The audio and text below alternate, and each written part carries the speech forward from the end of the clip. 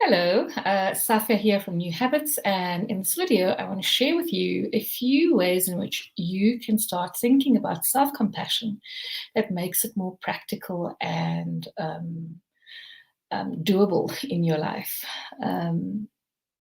Now, each and every single one of us, we experience life, and life happens at a vigorous rate sometimes, and we end up with varying emotional states that can range from mild disappointment to deep, deep regret, to feeling guilt, to feeling shame, and to feeling incredibly frustrated and having a series of difficult emotions in that realm.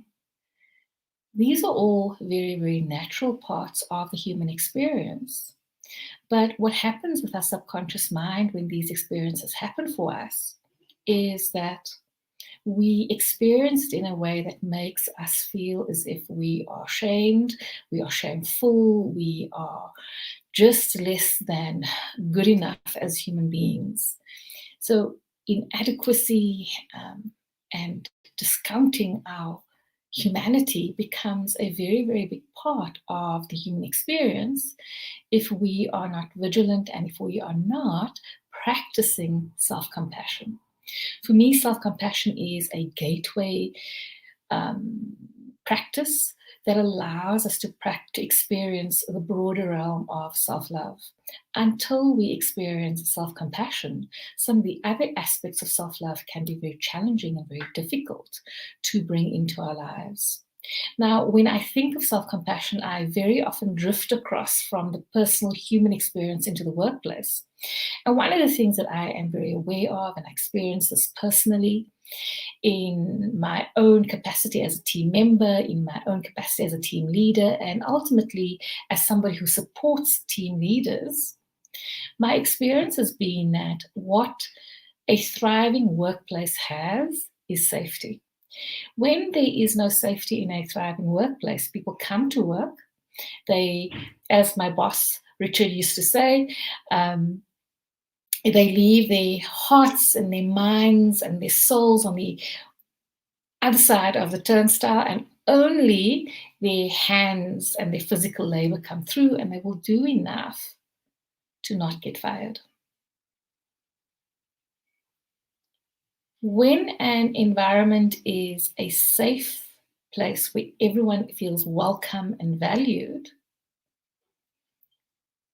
things can happen between human beings that allows creativity to thrive. They can co-create, they can share ideas, they can make mistakes together.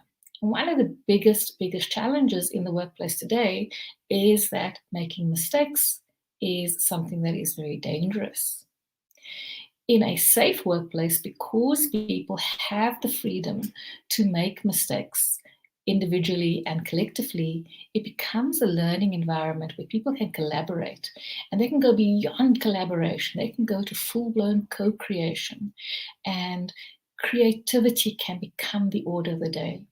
What is so clear about environments that are safe is that the cost of business reduces and the quality of business and the volume of business that goes out there increases. So who doesn't want that? The same principles apply to us as human beings. When we are feeling unsafe within ourselves, there are many things that we are not able to accomplish with ourselves. There are many things that stop us from having, breakthrough experiences. There are many things that stop us when we are unsafe amongst ourselves from allowing ourselves to have those conversations within ourselves that will help us to move past the very, very limitations that is holding us back. Self-compassion, in my estimation, is the biggest part of the equation that allows us to step into the things that we might consider to be dangerous and uncomfortable. Please keep in mind that the human mind is designed to protect us from anything that feels awkward, anything that feels uncomfortable. The human mind, the psyche, the reptilian brain is designed to keep us playing safe. And the consequence of playing safe is that we end up playing small. And the consequence of that is that we live an uninspired and a disconnected life. Self-compassion is how we move into a more inspired life, because it is how we move past the treachery of the fears that haunt us. Self-compassion is how we make our way into our potential, into the thing that we think of as being our light. Now, there are 3 key practices in the practice of self-compassion. Keeping in mind that life is going to happen to all of us. Life, none of us get to give life and its experiences a dodge. It is a universal experience, just there for all of us to experience. The first practice of self-compassion is the practice of self-kindness. Now, you and I, we might have incredible comfort giving and extending kindness to others. Now, I grew up in a time where people would say things like, I don't think it was ever said to me, but I think I grew up in a time where it was said that, if a kid is crying and the parent doesn't know why the kid is crying, they might say to the kid something along the lines of, if you don't have a reason to cry, I'll give you one. And that is not how you handle the emotions of a child. But that is how we tend to handle our emotions. When we have uncomfortable emotions, our subconscious mind goes to find a reason for it. It goes to find a justification. Instead of sitting with the emotion and just allowing it to be, allowing it to show us what it wants to show us, we end up trying to organize it, to label it, to explain it, to justify it, or to dismiss it. And emotions don't work that way. What emotions do is they're saying to you, I'm coming here to you with a message. Please be patient enough with me so that you can discover the message. Your emotion is saying to you, I don't know that this message is a valid message, but it is a message I feel you need. Please, can you just sit with this message? But instead, what we do is we try to dismiss the emotion. We try to disconnect ourselves from the emotion because the emotion is uncomfortable. The emotion might be painful. The anxiety, the stress of the emotion might feel like incredible suffering. It might feel like trauma. The challenge we have is that when uncomfortable emotions arise and they are not dealt with, they'll go away momentarily. But at the slightest opportunity, they will return. And my invitation to you is, instead of dismissing that emotion, instead of trying to disconnect and just avoid and ignore that emotion, sit with the emotion. Be kind to yourself. Have enough kindness in the ecosystem within yourself so that you will know that whatever discomfort comes with that emotion, you have enough capacity to handle it. There is a late friend of mine who, I love her definition of, and I don't know if it's her definition of kindness or if it's one that she's borrowed from elsewhere, but her definition of kindness is that when I extend kindness to someone else, I'm lending them my own strength.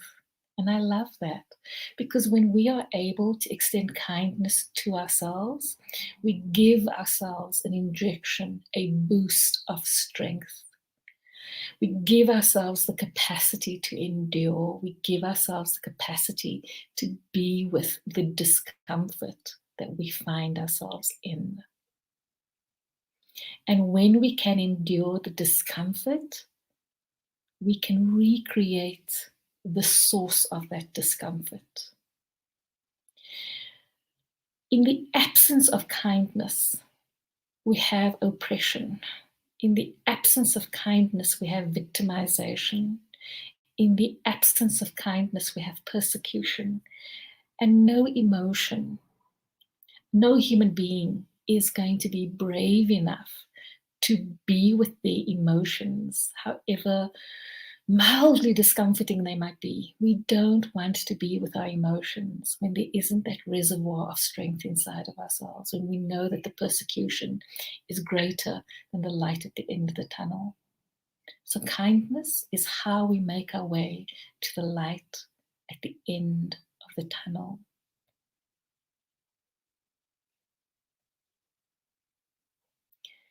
We all know how to do kindness. And I think when it comes to extending kindness to ourselves, it behooves us to remember that there is a child within ourselves, and that child bears our wounds. And for a moment, personify that child and extend the kindness to that child that you would extend had that child been external to you. No human being comes here without knowing how to do kindness. And so there are many different ways in which you can do kindness. But do kindness because that inner child has got a reason to exist. That inner child exists to let us know that something needs to be sorted out inside of ourselves. Unfortunately, the inner child bears too much. And when we don't have kindness in the system, within ourselves, in the ecosystem within ourselves, we force that inner child to bear more and more and more. Because it is where the labor of suffering ends up. It's like kind of the corner where it all gets shoved to. The second element of self-compassion is, and I've alluded to it before, is this recognition that you are part of common humanity. This is a really, really important thing, because one of the tricks that our subconscious mind does and plays on us is it creates this idea that when we do something that isn't quite the way we expected it, or things don't work out quite the way we expected it to, or when we feel as though we've made a mistake, or we feel we've been wronged in life, what our subconscious mind does, what our inner critic does, is it shames us so badly. It creates so much guilt inside of us. It creates so much discomfort inside of us that we don't like to own up to it, that we separate ourselves from ourselves in order to not have to deal with it. What we forget in that moment is that each and every single human being on earth, without exception, experiences these emotions. The moment we know, the moment we recognize that these emotions that we experience in all the various contexts, in all the various capacities, are part and parcel of what it means to be a fallible, real human, then perhaps we have more permission to be with those emotions. Perhaps instead of feeling like something is fundamentally wrong with ourselves at core, we start to think to ourselves, hey man, this is part and parcel of the human experience. This is how life brings me my next version of myself. This is how life teaches me to grow. This is how life encourages me to take the next step. This is how life encourages me to cultivate my courage and my wisdom. Then we start to realize that there's nothing wrong with us when we're having these experiences. It's part of being human. The trick of the mind is, though, that it makes us feel as though something is wrong with us. And if we are kind enough to ourselves, and if we extend to ourselves this idea that we are part of humanity, then we can start saying to ourselves, I will not take action in a way that robs me of my own humanity. I will take action in a way that keeps me front and center, keeps my humanity front and center in how I deal with myself. The third element of self-compassion is this practice of mindfulness. And the mindfulness practice is how you can extend the kindness to yourself. It's how you can remind yourself that you are part of the common humanity. It is the rituals that you make available to yourself on a day-by-day basis, on a moment-by-moment basis.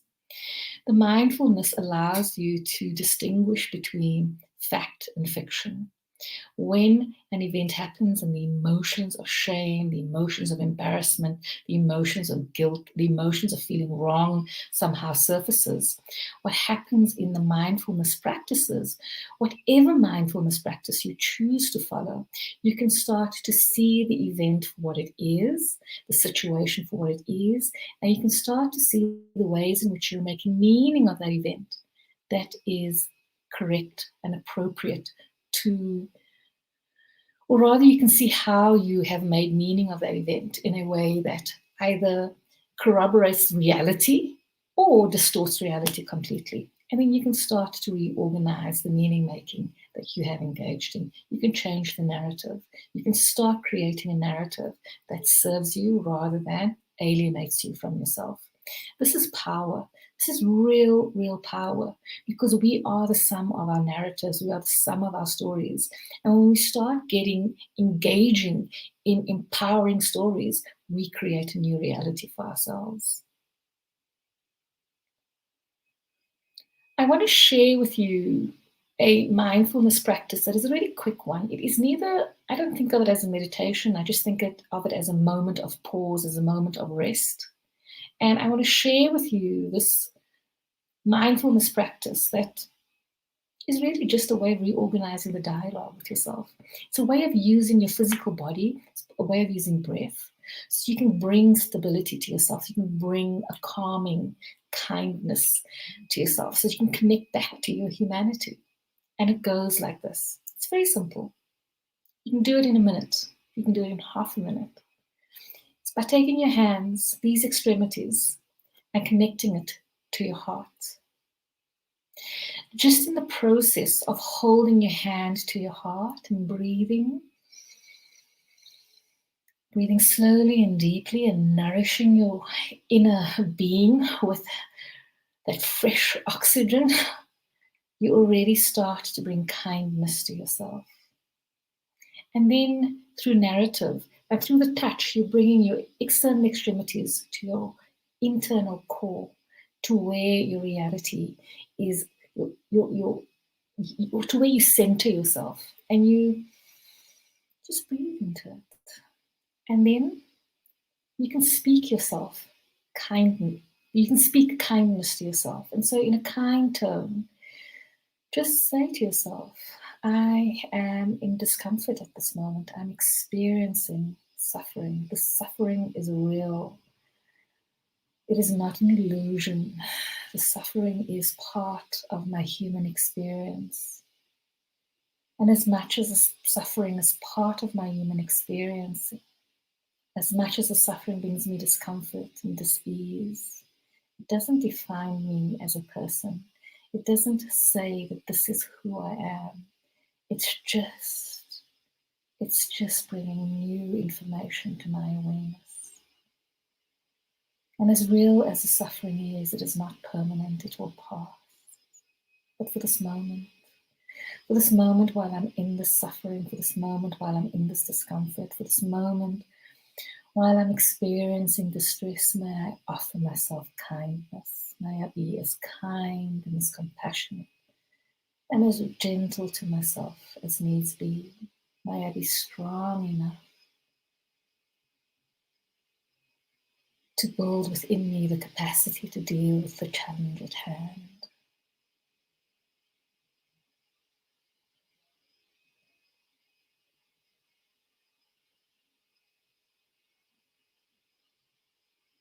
And so for me, in those few moments, there was a settling that happened. And that settling is what I think of as compassion. and the compassion I extend to myself. And there are myriad ways in which you can do this for yourself. You can do this with journaling, you can do this with meditation. There are any number of mindfulness practices, just walking out in nature and observing and having a kind and gentle tone with yourself is enough to bring you to a place of self-compassion, a place of safety, a place of building that reservoir of strength inside of yourself. I want to leave you and bid you farewell with a small, gentle prayer for you. May you be filled with loving kindness. May you be filled with peace and ease. May you be filled with reservoirs of strength so that life's burdens does not topple you. May you be happy and may you be joyful and may you look at life's challenges as nothing more than kind and gentle teachers. Bye for now. I'll see you in the next video.